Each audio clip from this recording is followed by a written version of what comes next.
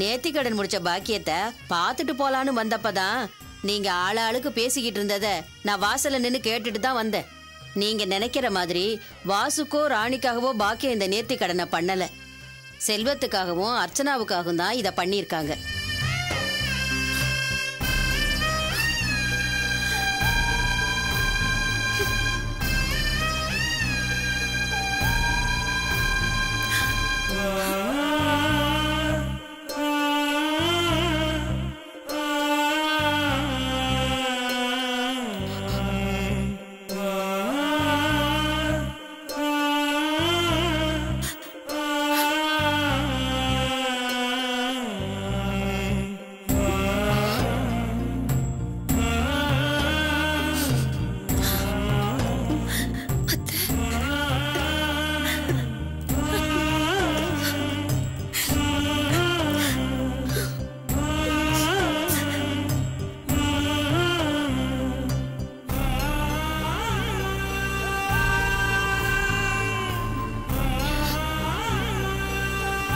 பாக்யம், நீ மாறிட்டேன்னு தெரியும்.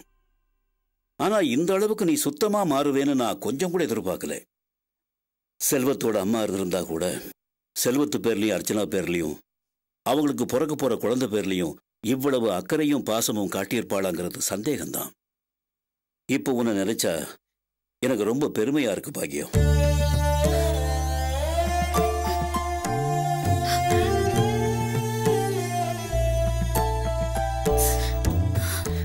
நீ இந்த அளவுக்கு மாறுவேன்னு நான் கொஞ்சம் கூட எதிர்பார்க்கல. நான் ஏதாவது தப்பா பேசியிருந்தா என்னை மன்னிச்சிரு பாக்கியம்.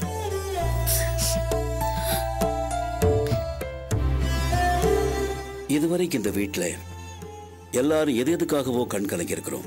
அப்பெல்லாம் அதுக்கு பின்னால பிரச்சனையும் வேதனையும் தான் இருக்கும். ஆனா இன்னைக்கு தான் எல்லாருமே சந்தோஷத்திலையும் நிகழ்ச்சியிலையும் கண் கலங்கி இருக்கிறோம்.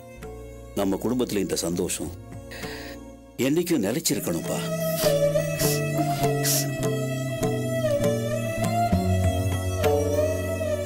அப்புறம் எல்லாருக்கும் இன்னொரு முக்கியமான விஷயம், நான் நாளைக்கே காசி ராமேஸ்வரம் போயிட்டு வரலாம்னு இருக்கேன். என்ன பெரியப்பா திடீர்னு சொல்றீங்க? இல்ல செல்வம், ரொம்ப நாளா வட இந்திய புண்ணிய ஸ்தலத்துக்கெல்லாம் போயிட்டு வரணும்னு மனசுக்குள்ள ஒரு ஆசை. என் வயசுல இருக்கிற 10 பேரு ஒரு டூர் மாதிரி கிளம்புறாங்க. அவங்க கூட சேர்ந்து போயிட்டு வரலாம்னு பாக்குறேன்.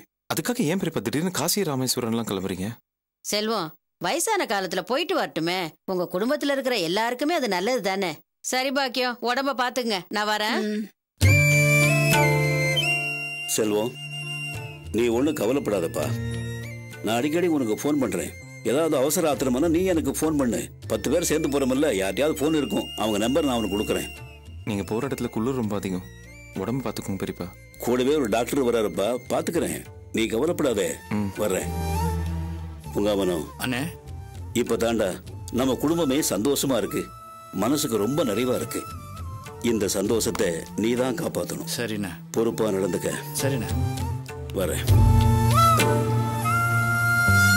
பாக்கியம், உடம்பு பத்திரமா பாத்துக்க. அர்ச்சனா, நீ உடம்ப கவனிச்சுக்கம்மா. சரிங்க மாமா. வரேன். போயிட்டு வாங்க பெரியப்பா. வரவா? சரிங்க பெரியப்பா.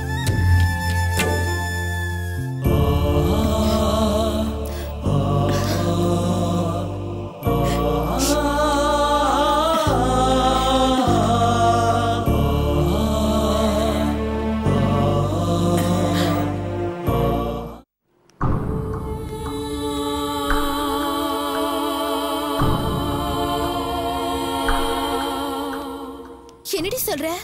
நீ அப்படி ஒரு காரியம் பண்ண? என்னால நம்பவே முடியலடி. எங்களெல்லாம் அப்படி இருக்கணும் எப்படி இருக்கணும்னு அட்வைஸ் பண்ண நீ எப்படி இப்படி அவசரப்பட்ட?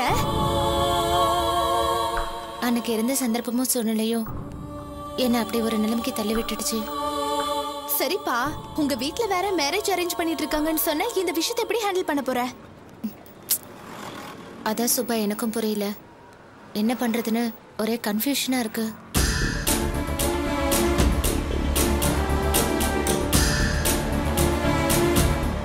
இது தினாகார் மாதிரி இல்ல? ஆமாண்டி, தினாகார் தாண்டி.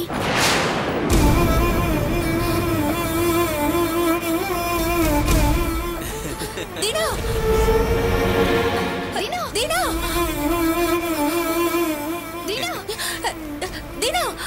தினா 2 பொண்ணுங்க உங்களை கூப்பிடுறாங்க. என்ன? ஆமா. அது யாருன்னு எனக்கு தெரியாது. வேற யாரையும் கூப்பிடுறாங்கன்னு நினைக்கிறேன். தினா தினா தினா கார் நிறுத்துங்க. தினா தினா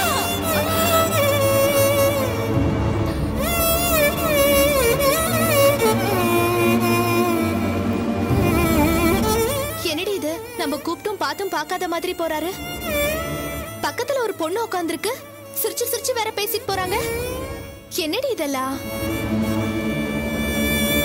இல்ல அவரு நம்மள கவனிக்கல போல இருக்கு. பாத்திருந்தா அவரு நிக்காம போக மாட்டாரு இல்ல. சும்மா சமாளிக்காத. அவர் நம்மள பார்த்தத நான் கவனிச்சேன். உன்னை பார்த்துட்டு தான் பார்க்காத மாதிரி போறாரு. எனக்கு என்னமோ பயமா இருக்கு பிரியா. இந்த ஆம்பளைங்களே இப்படிதான். பொண்ணுங்களை டச் பண்ற வரைக்கும் தான் நமக்காக உருகுவாங்க, உயிரை விடுற மாதிரி நடிப்பாங்க. டச் பண்ணிட்டா நம்ம மேல இருந்த லவ் அட்ராக்ஷனும் குறைஞ்சிடும். தீனா உன்னை டச் பண்ணிட்டாருல்ல, அதான் உன் மேல இருந்த லவ் அட்ராக்ஷனும் குறைஞ்சிருச்சுன்னு நினைக்கிறேன். அப்படிலாம் சொல்லாத சுபா. என் தினா அப்படிப்பட்ட ஆள் இல்ல. அவர் ரொம்ப நல்லவரு. ஏய், தான் காரியம் முடியற வரைக்கும் எல்லா ஆம்பளைங்களும் இப்படிதான் நடிப்பாங்க. இப்ப தீனாக்கு அவரோட காரியம் முடிஞ்சிருச்சுல்ல, அதான் பொண்ணை கண்டுக்காம வேற ஒரு பொண்ணோட போயிட்டு இருக்காரு. எனக்கு என்னமோ நீ அவசரப்பட்டுட்டியோன்னு தோணுது பிரியா. இல்ல, என் தினா அப்படிப்பட்ட ஆள் இல்ல. எனக்கு நம்பிக்கை இருக்கு. அப்படியா? உன் தீனாக்கு போன் பண்ணி கூப்பிடு, வராரான்னு பாப்போம்.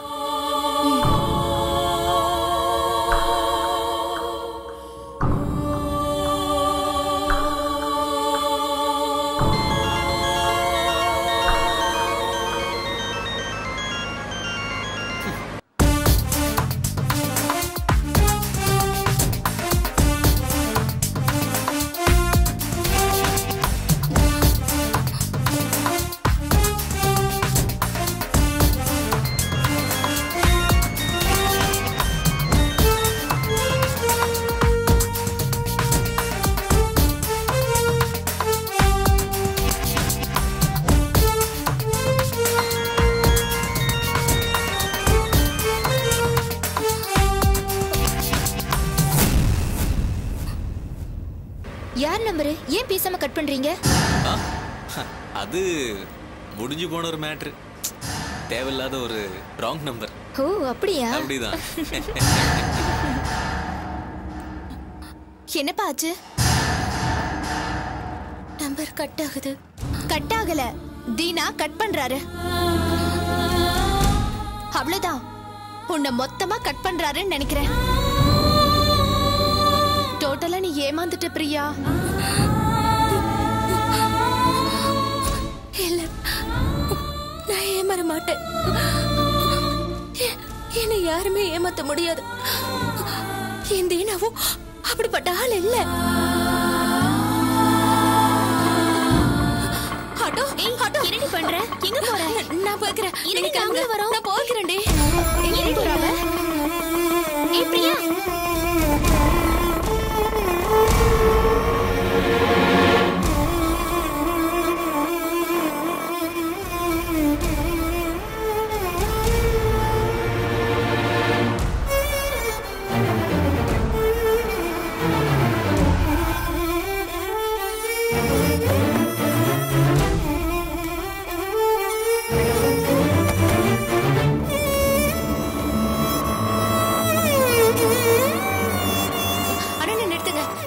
வாங்க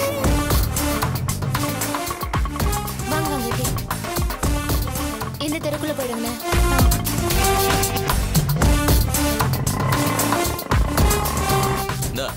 சந்தோஷமா? உங்களுக்கு சந்தோஷம் தானே? சூப்பர். மறுபடியும் தேவைப்பட்ட ஃபோன் பண்ணுங்க. Okay bye. பை.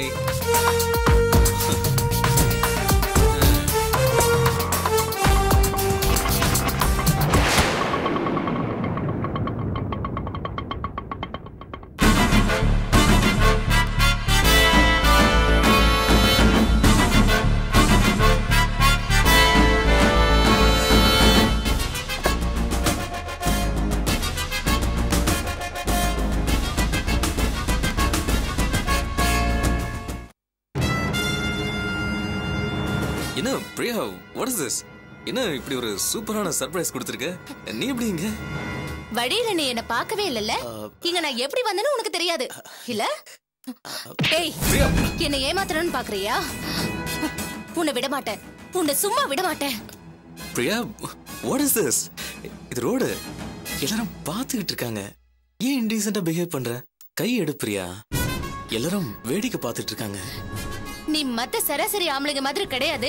ரொம்ப நல்லவனை நம்பி தானே நீ எல்லை மீறி நடந்துகிட்டதுக்கு நான் பொறுத்துக்கிட்டேன். இப்போ உன் தேவைகள் தீர்ந்து போனதும் என்ன அவாய்ட் பண்றியா நீ? யாரவ? அவளுக்கு உனக்கும் எத்தனை நாளா பழக்கம்? பிரியா ப்ளீஸ் அமைதியா இரு. என் வாழ்க்கையே பறி போனதுக்கு அப்புறம் என்னால எப்படி அமைதியா இருக்க முடியும்? சொல்லு, யார் அந்த பொண்ணு? கோவப்படாத பிரியா, தயவு செஞ்சு முதல்ல கார்ல உட்காரு. உன்னோட எல்லா கேள்விக்கும் நான் பதில் சொல்றேன். நோ, எனக்கு இப்ப இந்த இடத்துல பதில் தெரிஞ்சாகணும். சொல்லு, யார் அந்த பொண்ணு? பிரியா, நீ முதல்ல கார்ல உட்காரு, நான் சொல்றேங்கறல்ல. முடியாது. நீ ஏதாவது சமாதானம் சொல்லி என்னை ஏமாத்தலான்னு பாக்காத. நான் கூப்பிட்டு திரும்பி பார்த்தும் பார்க்காத மாதிரி போயிட்டு இருக்க. போன் பண்ணா லைனை கட் பண்ற. என்ன நினைச்சிட்டு இருக்க உன் மனசுல? என்ன சாதாரணமா நினைக்காத தீனா, உன்னை சும்மா விட மாட்டேன். ஐயோ பிரியா, நான் மறுபடியும் சொல்றேன், ரோட்ல வச்சு நான் அசிங்கப்படுத்தாத. உன்னோட எல்லா கேள்விக்கும் நான் பதில் சொல்றேன். நீ முதல்ல கார்ல உட்காரு, நான் வீட்ல வந்து சொல்றேன். ப்ளீஸ் பிரியா, நான் உன்னை கையெடுத்து கும்புறேன், என்ன நம்பு.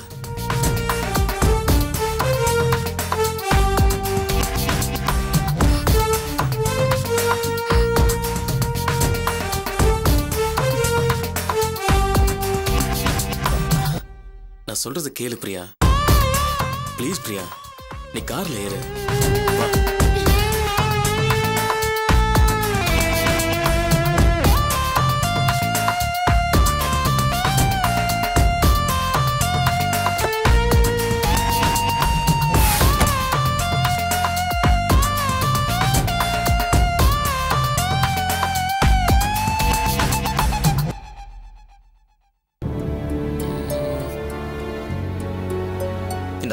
முதல்ல காஃபி சாப்பிடு.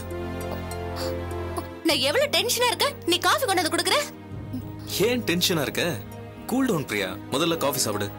இந்தா குடி சொல்றேன்.